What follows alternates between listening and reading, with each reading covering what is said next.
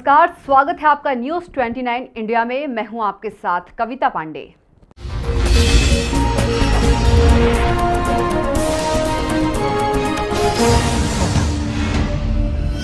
इंदौर से लगे क्षेत्र के निपानिया और पिपलिया कुमार में मंत्री तुलसी सिलावट पर शमशान की जमीन को गायब करने का कांग्रेस ने आरोप लगाया है।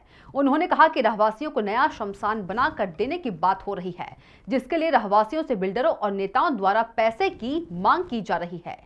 सावेर में उपचुनाव होने जा रहे हैं, उसको लेकर तरह तरह की राजनीति शुरू हो गई है। इसी कवायद में निपानिया और पिपलियाना क्षेत्र में सड़क की जमीन पर कब्जा कर 20,000 फीट की जमीन पर बोर्ड लगाकर शमशान बनाने की बात की जा रही है। रहवासी इसको लेकर परेशान हो रहे हैं। इसका विरोध खुद बीजेपी के विधायक महेंद्र हाडिया द्वारा किया गया, लेकिन उनका विरोध भी सुना नहीं जा रहा। क्षेत्रीय पार्षद संजय कटारिया द्वारा भी इसका विरोध किया गया, लेकिन उनकी बात को भी दरकिनार कर रहे हैं।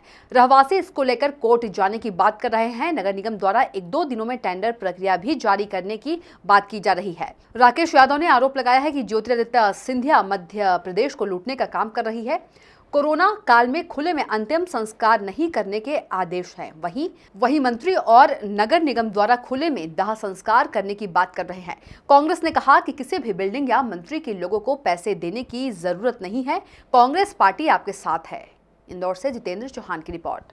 जो कैबिनेट मंत्री हैं तुलसी सिलावट जी, उन्होंने एक पूरा का पूरा शमशान ही गायब कर दिया है। पिपलिया कुमार के पास आज से महीने भर पहले शमशान का शेड और चिता स्थल था, उसको पूरी तरह तोड़ के नाले में डाल दिया गया और उस पूरी ज़मीन पर कब्जा कर लिया गया। बालाजी हाइट्स के पीछे की ये ज़मीन है जहाँ ये पुराना शमशान स्थल था। गांव के लोग, कोई बुजुर्ग की डेथ होती थी तो साल 2 साल में 1-2 अर्थियाँ वहाँ जलती थी।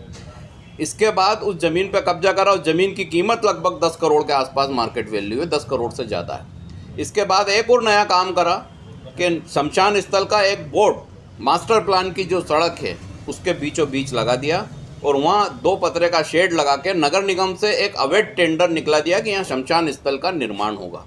इस मुद्दे को लेके वहाँ जितने आसपास बिल्डिंग्स हैं, जितने रहवासी हैं, भवंस, स्कूल्स हैं, अन्य बड़ी बड़ी मल्टी स्टोरीज हैं, कॉलेज हैं, उन सब से वो शमशान स्थल हटाने के एवज में पैसे मांगे जा रहे हैं, ब्लैकमेलिंग की जा रही है।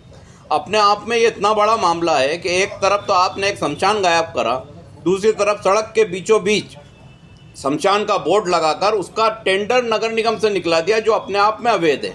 सरकारी ज़मीन अगर होती तो वहाँ शमशान बन सकता है, वो भी सारी अनुमति लेने के बाद, लेकिन सड़क के बीचों बीच जो सड़क की ज़मीन है उस पर शमशान बनना कैसे संभव है। मंत्री ने ये कारनामा कर दिखाया। मंत्री के समर्थक लगातार लूटने में लगे हुए हैं। इसका विरोध बीजेपी के सिटिंग एमएलए महेंद्र हाडिया ने करा तो उनके विरोध को दरकिनार कर दिया। वहाँ का जो वर्तमान का पार्षद था, पूर्व पार्षद बीजेपी का, उसने विरोध करा, उसको दरकिनार कर दिया। इससे ये स्पष्ट होता है कि सिंधिया के जो लोग हैं वो लगातार मध्य प्रदेश को लूटने के लिए भारतीय जनता पार्टी में आए हैं। भारतीय जनता पार्टी के जो ईमानदार नेता हैं उन्हीं की सुनवाई नहीं हो रही है, उन्हीं की बातों को दरकिनार किया जा रहा है। सारा प्रशासन तुलसी सिलावट का गुलाम बना हुआ है और भारतीय जनता पार्टी के विधायक अपने आप को असहाय महसूस कर रहे हैं। महेंद्र हाडिया जैसा ईमानदार विधायक ये बोल रहा है कि मैं कुछ नहीं कर सकता क्योंकि अभी मेरी नहीं चल रही है, ये सिंधिया की पार्टी हो गई है, सिर्फ सिंधिया की चलेगी। तो सिंधिया तो जमीन हड़पने में महारत हासिल है, ऐसे ही उनके सिंधिया के जो ये गुलाम है तुलसी सिलावट, वो भी लगातार अब शमशानों की ज़मीन हड़प रहे हैं और शमशान एक जगह सरकारी ज़मीन पर दिखा के करोड़ों रुपये लूटने की तैयारी कर रहे हैं। तो आप देखते रहिए न्यूज़ 29 इंडिया, एक देश सारे प्रदेश।